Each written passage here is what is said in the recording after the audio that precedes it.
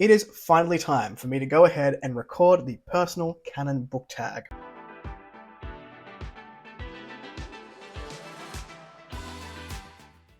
Hello everyone, welcome back to A Fictional Escapist. My name is Kris, and today's video is the personal Canon tag. This one comes from Taylor over at Maed Between the Pages. This was an original tag that she made, so if you want to check out the original video, that will be down below. The idea of the personal Canon tag is to pick up to 3 books with, if you're like me, with a few honourable mentions thrown in there, that has impacted you and made you who you are today over various sections of your life. For this one, I have broken it down into 6 different areas or 6 different time periods of my life, which I believe is what Taylor did as well in her video, and picking 3 books from each. So we have early childhood. So early childhood, think, look, I just went as young as possible, when I can first remember starting to be read to, when I can first remember like what stuck in my head. So I think for me, I was like 5 or 6 is where these books have come from. Childhood, so early elementary school, or if you're in Australia, primary school. We have early adolescence, which would be sort of towards the end of primary school. I'm thinking like 10 to 12 is where I put that. Then we have adolescence, so your high schooling years. Then I have young adults, so when I went to university, I was sort of 18, so 18 through my early 20s, and then finally ending with adulthood. If you want the official rules, because I'm going off a video that I remembered from a few months ago, I highly recommend that you check out Taylor's, but I'll put down the time periods down below and picking 3 books from each time period. Before we go ahead and jump into the tag, make sure to check in the description box down below for links to my social media and Discord, should you want to come along for the ride. Now that that's out of the way, let's have a look at some of the books that I think have shaped me over the course of my life. Starting with early childhood. So these are books that I can first remember being quite vivid in my mind. And the first one of these is going to be the Animalia series, which I'll put them all up here. Future me is really going to regret this decision, but I've decided to not get all the books from my bookcase because they're hidden in places. So I'm going to put all the pictures up on the screen here. Animalia, I don't even know if it had words in it. I can't remember, but I was so obsessed with these books, and they were just like these grand landscapes of different areas where animals were viewed. So they had like the Sahara, they had like the jungle, and it was just fantastic. And I would gravitate towards this book as a kid all the time. And then when my sister was young enough, so my sister and I are 5 years apart, she's 5 years younger than me, I was like, hey, got a book for you. Check out this animal book with all these animals in their landscapes and their natural environments. I thought it was so cool, but again, I cannot remember for the life of me if there were words in them. One I remember very clearly from my early childhood, a book called Stella Luna. This is by Janelle Cannon, and it looks like this. It even had like a little video game that I can remember. I would have been like 5 or 6, and like computers were very new.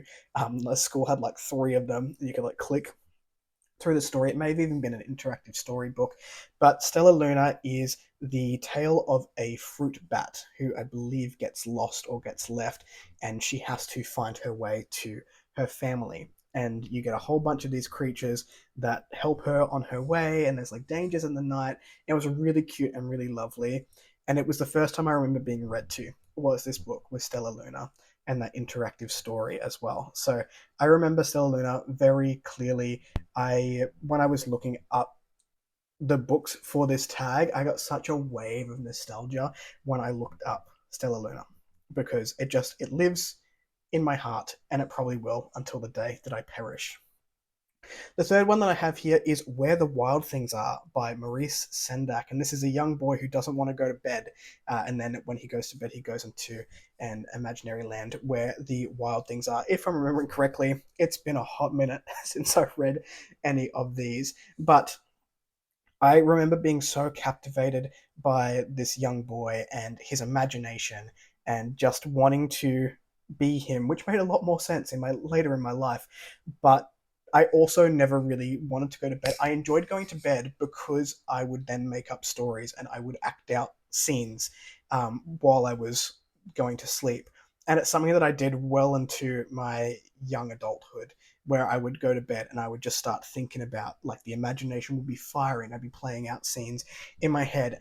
And it reminded me very much of that feeling that I got when I read Where the Wild Things Are, because in my head, I was a young boy who also didn't want to go to bed. I didn't fight my parents. I was a pretty good kid on going to bed. but I definitely was like, yeah, I'll go to bed and then just like run through things in my head and make up crazy stuff. So that I remember that from early childhood, probably sort of coming into the childhood era, which is the stage number 2 that we have here. Moving on to childhood. So this is where I'm thinking between the ages of, let's say, 7 to 11, which is where I started picking up a lot more books from the library and independent reading. The first one I've got here is an author more so than a book, because I read 2 series by this author. That is Emily Rodda with Rowan of Rin and Deltora Quest. These were like scholastic essentials here in Australia, and definitely was the birth of my love of fantasy. Rowan of Rin is a classic, I think it's a noble bright fantasy tale, not like other boys, gets picked out, goes on an adventure to find a dragon, and there was 4 books in that series. Deltora Quest was more on the darker side, so it still was a fantasy adventure tale, but it also had more horror elements which were safe for kids of that age. I remember being utterly enchanted with these, particularly with Deltora Quest.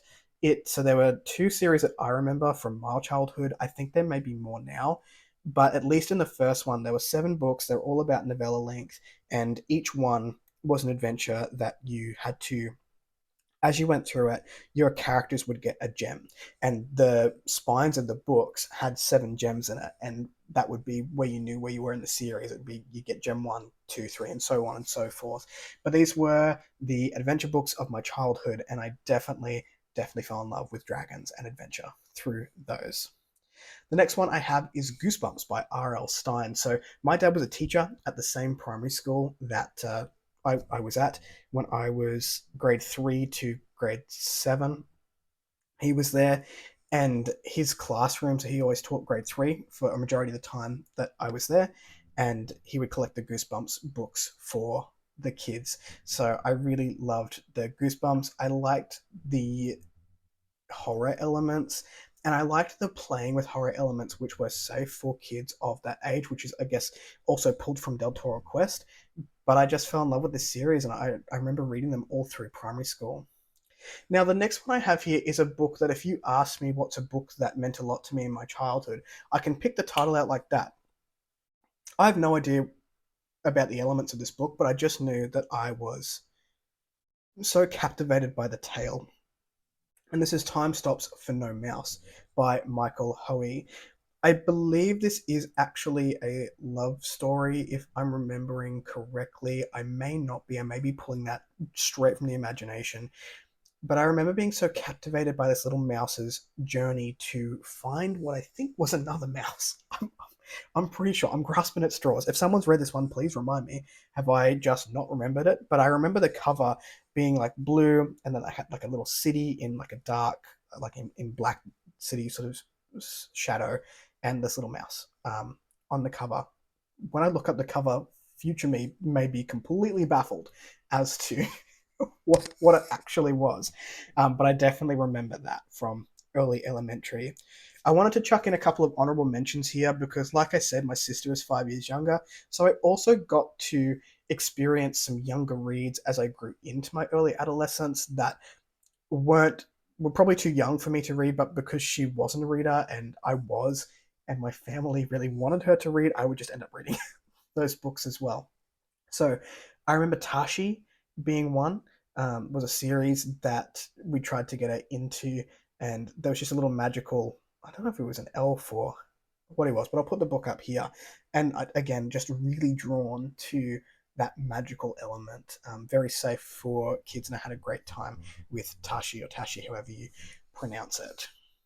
Moving on to stage 3, which is early adolescence. So for me, I put this sort of 12 to, I would say, 14. I started reading adult books quite early.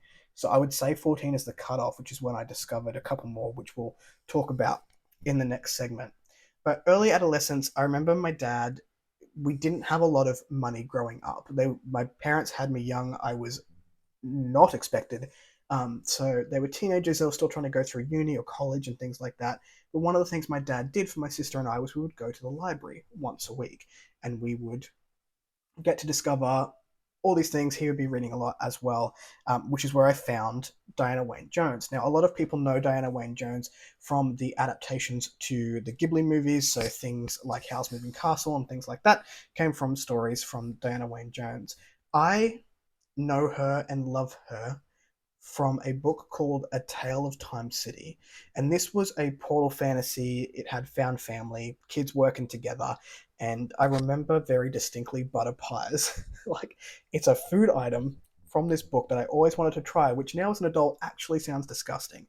But again, I remember being so captivated by this world and this idea of found family, which is probably the first time that I really saw it, was in this particular book. The next one that I have here is so left of field from Diana Wayne Jones.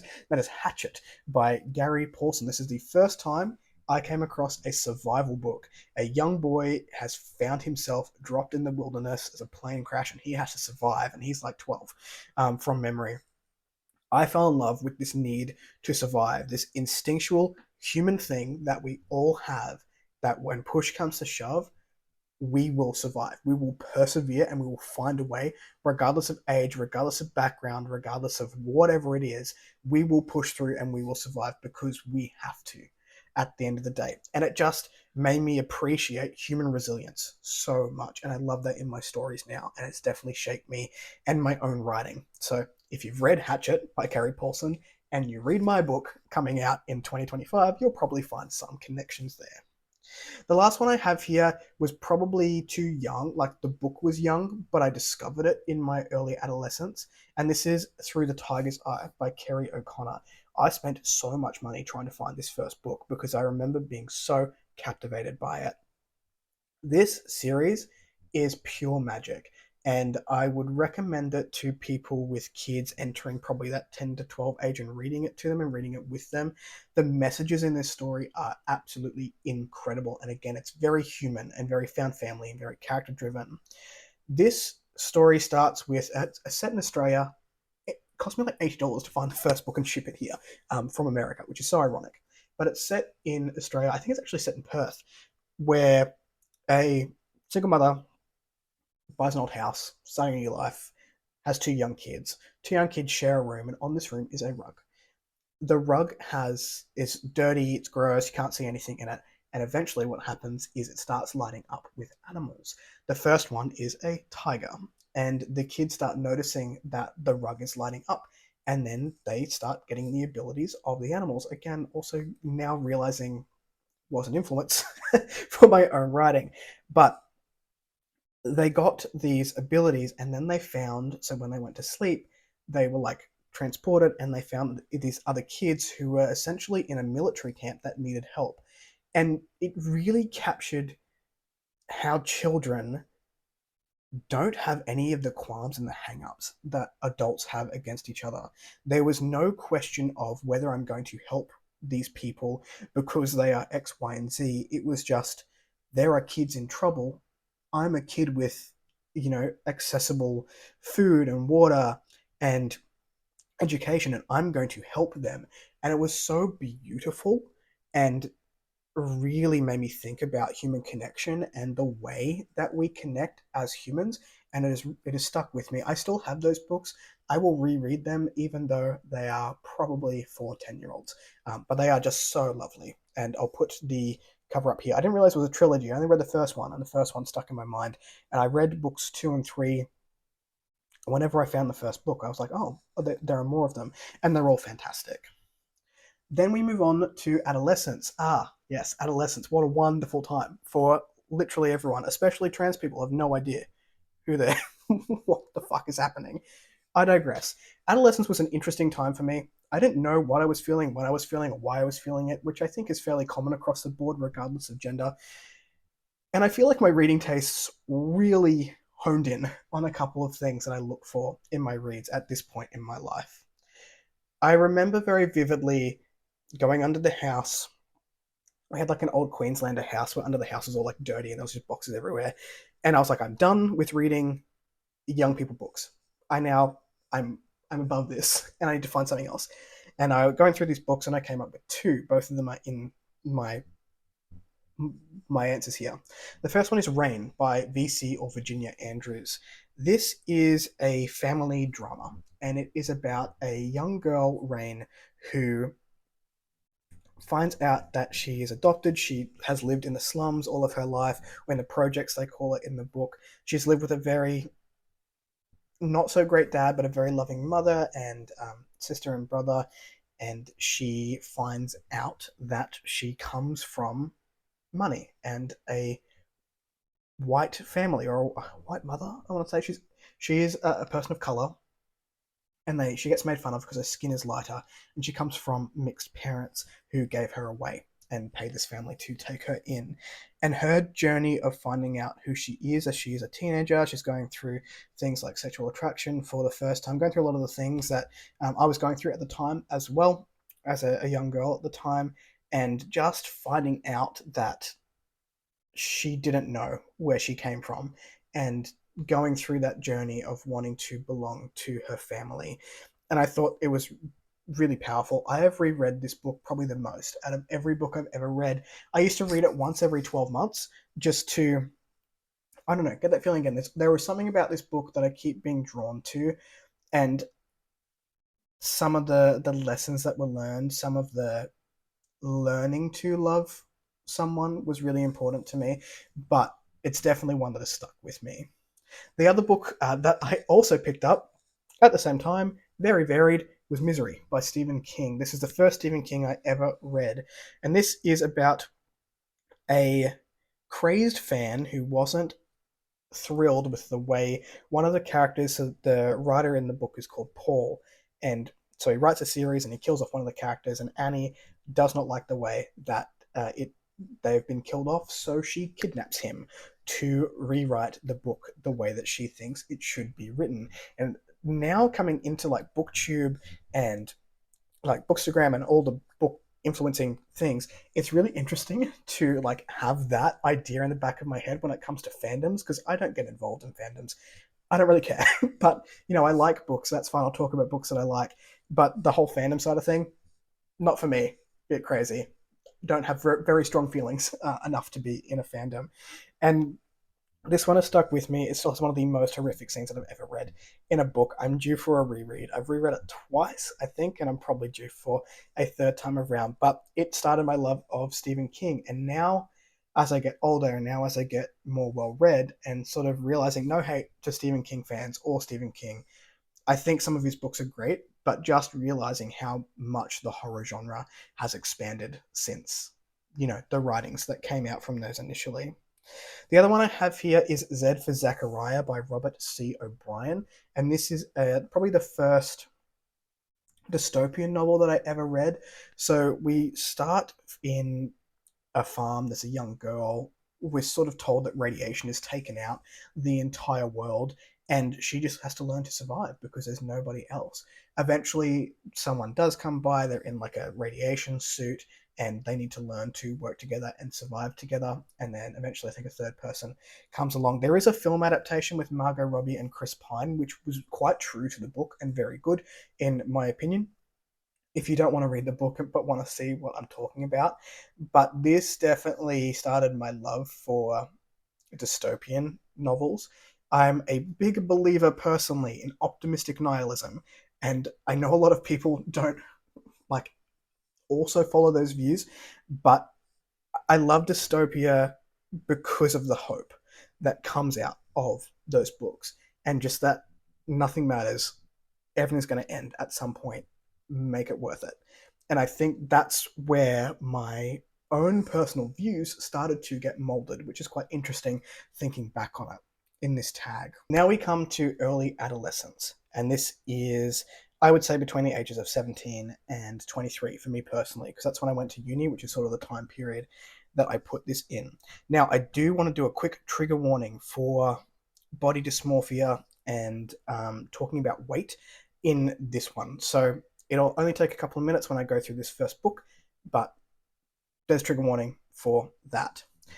The first one that I want to talk about is going to shock people that I've read it and I enjoyed it, and it's probably one of the book that stayed with me for a very long time. And this is Jemima J by Jane Green. I grew up as a young girl. And my first serious relationship went for 8 years. It wasn't great from a mentally abusive standpoint, and I can see that now that I'm out of it. When I was in this relationship, lots of comments were made on my weight, whether I put on weight or I lost weight. I became less attractive to my partner, and it was a whole thing. This book held me together for a very long time. This is probably the time in my life when I didn't read a whole lot either. I was also coming to the terms that at the time I identified as female, and I was attracted to other women, and there was just a lot happening there. Jemima J is about Jemima, who is overweight and has trouble with binge eating. She then decides that, and she's very worried about her image with other people in her life. And she wants to be hot, she wants to be seen as attractive, and that is the only way that she thinks that she can do that. She then proceeds to lose a lot of weight and become very skinny and has quite an unhealthy relationship with food on the complete opposite scale. She starts getting noticed, she starts liking that about herself, but then she realizes that that's not everything. And we also see her journey back to being a healthy weight with balance and being able to be healthy while also eating the foods that she loves. This is a fictional book that hit me hard, and I think about it all the time, and it's probably how my relationship with food and how my relationship with my self-image really started.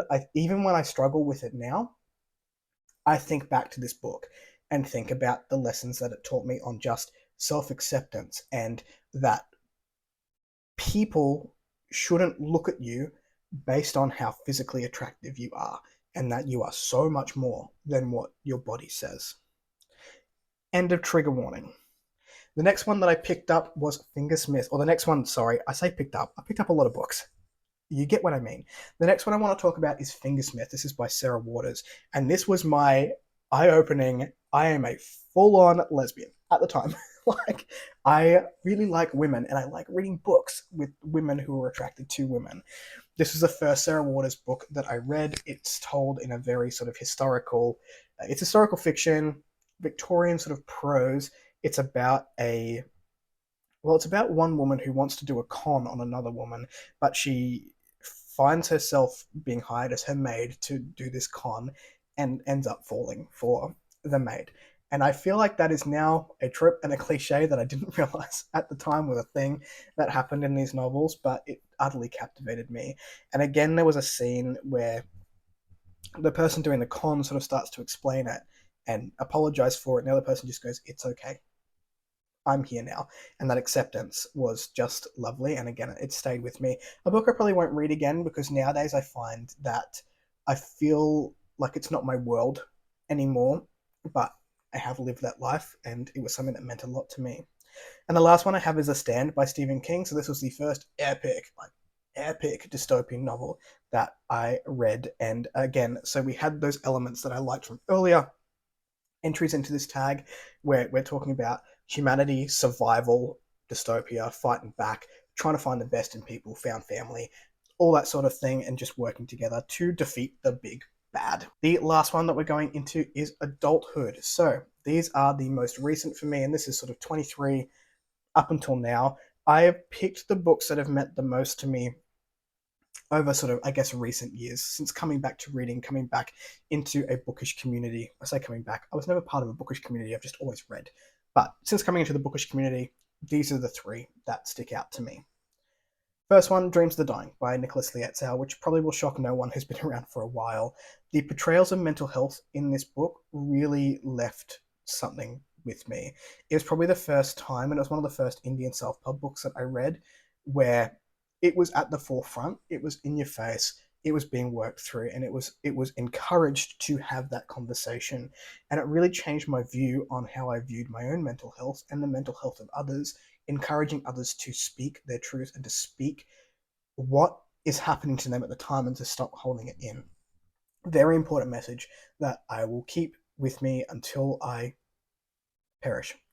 The next one is The Tide Child by R.J. Barker, and I think I've spoken about this series so often on this channel, but the character growth in this series is phenomenal. Lucky Mies and Joran have to endure a lot they have to learn how to work together in a situation that they don't want to be in. They have to accept diverse people and a diverse cast, and the way that they interact with them, again, really made me think on how I interact with people who are different from me. I've carried it with me. It's a series that I'll reread time and time again. And the last one I have here is probably my favorite book of all time, and that is The Picture of Dorian Gray by Oscar Wilde. And this book looks at the way that society views beauty and youth on an incredibly intricate level, in my opinion. These messages and the fragility of beauty and what people tie to it being their entire, what they want from the world, it just has stuck with me since the moment I read it.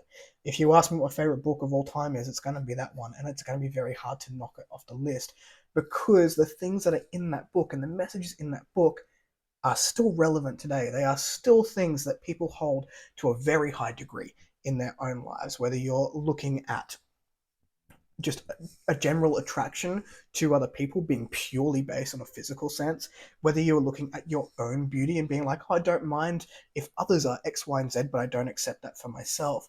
Looking at how that shapes a person was just... That's all I have. That was a personal canon book tag.